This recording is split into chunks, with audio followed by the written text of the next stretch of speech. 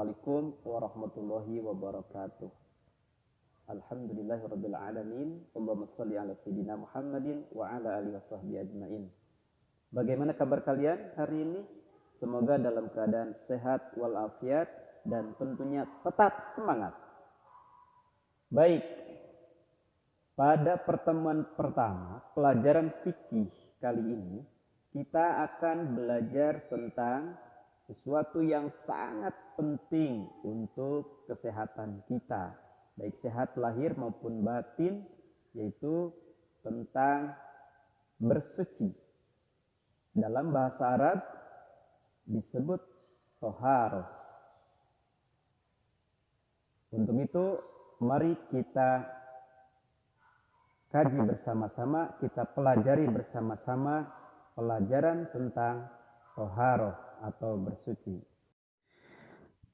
Baik, kita mulai saja dengan bab 1, yaitu menjaga kelangsungan hidup dan lingkungan melalui pengenalan alat-alat bersuci.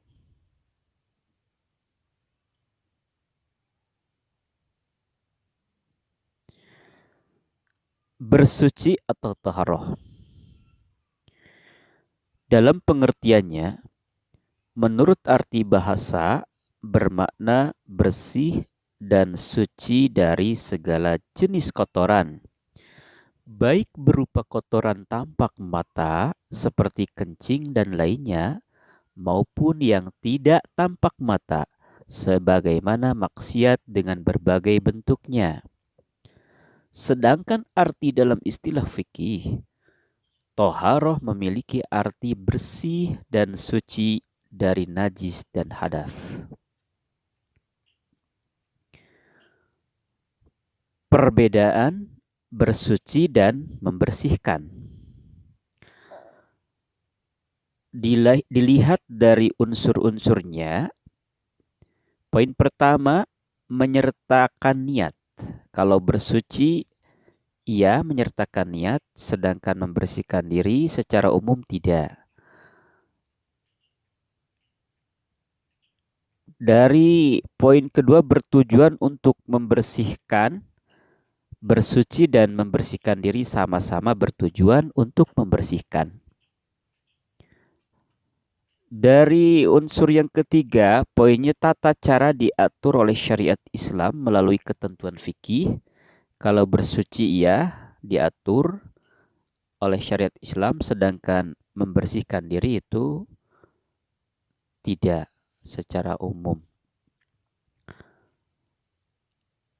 Poin yang keempat, mengikuti pola hidup sehat, bersuci dan membersihkan sama-sama mengikuti pola hidup sehat.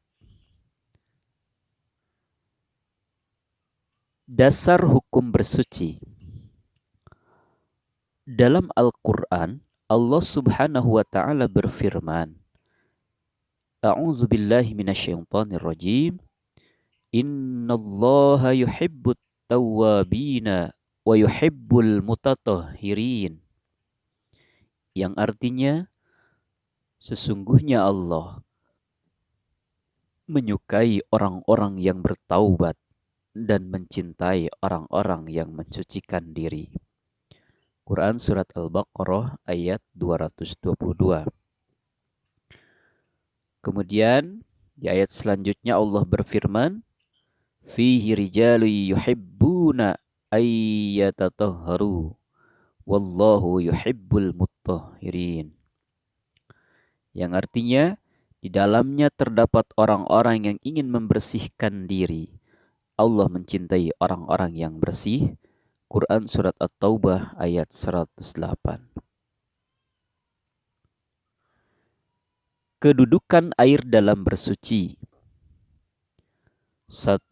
Air sebagai alat bersuci. Yang kedua, pembagian air ditinjau dari tingkatannya. Nah, pembagian air ditinjau dari tingkatannya. Yang pertama adalah, dan ini yang kita pelajari pada pertemuan kali ini, air suci dan mensucikan. Allah berfirman, yang artinya Allah menurunkan kepadamu hujan dari langit untuk mensucikan kamu. Surat Al-Anfal ayat 11. Wa yunazzilu 'alaikum minas sama'i ma'an litahhirakum. Hasil penemuan kategori air hujan. Yaitu maksud dari ayat di sini adalah air hujan. Status airnya disebut air mutlak. Kemudian yang nomor 2, wa anzalna minas sama'i ma'an tahura. Kami turunkan dari langit air yang amat bersih. Al-Furqan ayat 48. Kategori air hujan dan status airnya air mutlak. Poin yang ketiga, berdasarkan hadis dari Abu Hurairah radhiyallahu anhu, ia berkata, seorang laki-laki bertanya kepada Rasulullah sallallahu alaihi wasallam, "Wahai Rasulullah, kami berlayar mengarungi lautan dan hanya membawa sedikit air. Jika kami menggunakannya untuk berwudu, kami akan mengalami dahaga. Bolehkah kami berwudu dengan air laut?" Rasulullah menjawab, "Huwa tahuru ma'uhul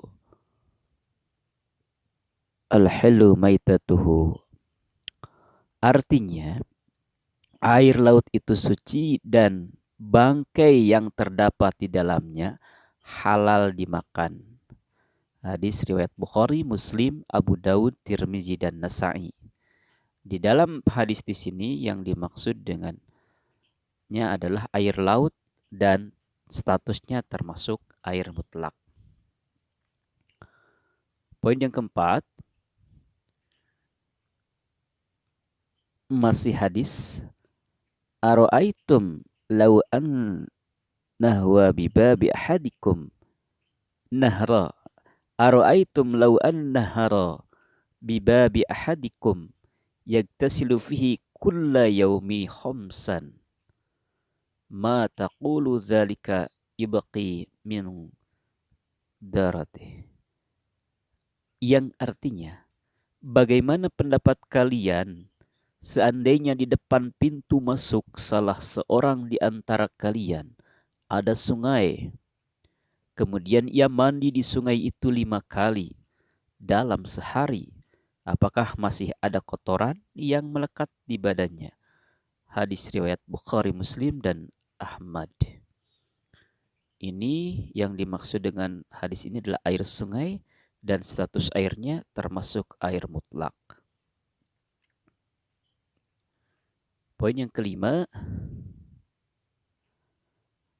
innal ma'a tahurun la yunajjisuhu syai'un.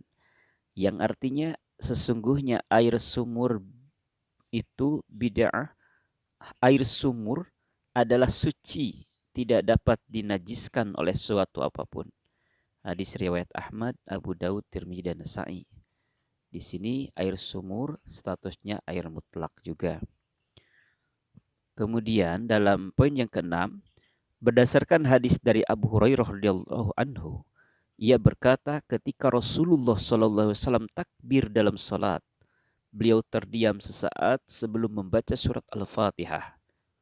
Kemudian aku bertanya kepada beliau, "Wahai Rasulullah, demi kemuliaan ibu dan bapakku, apa yang engkau baca ketika berdiam sesaat di antara takbir dan membaca Al-Fatihah?"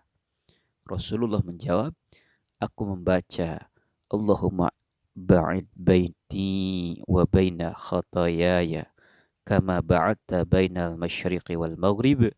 Allahumma nakkini minal khataya kama yunaqqa thawbul abyadu minad danas. Allahumma usil khatayaya bil ma'i wa thalji wal barad." Artinya, ya Allah, jauhkan diriku dari dosa-dosaku sebagaimana engkau menjauhkan jarak antara timur dan barat. Ya Allah, bersihkanlah diriku dari semua kesalahanku sebagaimana kain putih yang telah bersih dari kotoran. Ya Allah, basuhlah kesalahan-kesalahanku dengan salju, air, dan embun. Hadis riwayat Bukhari, Muslim, Abu Daud, Ahmad, Nasa'i. Di sini adalah kategori air salju dan air embun, itu termasuk statusnya air mutlak. Kesimpulannya, air mutlak itu sama dengan air suci dan mensucikan. Air suci, suci untuk dikonsumsi, mensucikan, bisa dipakai untuk bersuci, seperti berwudu atau mandi, ya. Mandi wajib begitu. Dari penjelasan terdahulu dapat disimpulkan ada 7 kategori air mutlak berdasarkan Al-Quran dan hadis yang telah dikemukakan. Yang pertama, air hujan, sebagaimana dalam Quran Surat Al-Anfal ayat 11 dan Quran Surat Al-Furqan ayat 48. Yang kedua, air laut, hadis riwayat Bukhari Muslim, Abu Daud, Tirmidzi dan Nasa'i. Yang ketiga, air sungai, hadis Bukhari Muslim dan Ahmad. Yang keempat, air sumur, hadis riwayat Ahmad, Abu Daud, Tirmidzi dan Nasa'i. Yang kelima, mata air, air Ahmad, Abu Daud, Tirmidzi dan Nasa'i. Yang keenam, air es, air Bukhari Muslim, Dawud dan Nasa'i. Yang ketujuh, air embun atau salju, ini maksudnya ya, air embun atau salju, Bukhari Muslim, Abu Daud. Nah, ya.